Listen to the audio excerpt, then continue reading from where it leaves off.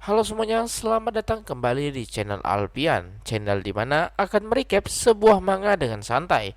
Tapi sebelum itu, jangan lupa di like, share, dan subscribe channel ini.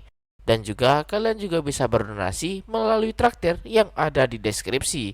Dengan begitu, bisa membuat Mimin semakin bersemangat dalam berkonten lagi. Kalau begitu, kita lanjut ceritanya, boy.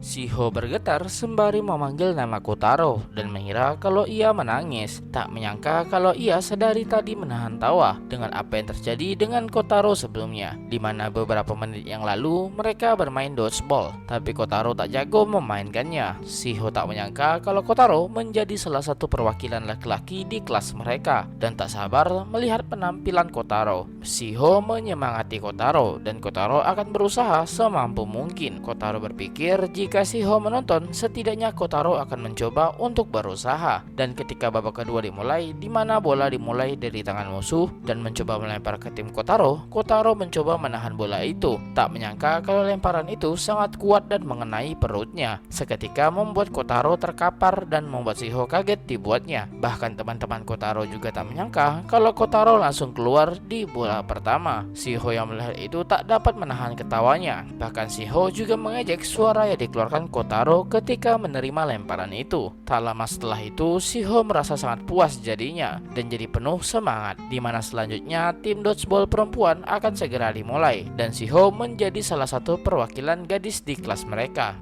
Shiho dengan sombongnya berkata kalau ia akan menunjukkan bagaimana cara bermain dodgeball di hadapan Kotaro dan pergi menuju ke lapangan. Kotaro cukup kaget melihat semangat Shiho yang seperti itu dan entah kenapa ajaibnya Shiho dapat bertahan hingga akhir, di mana ia berhasil mengeluarkan lawan-lawannya.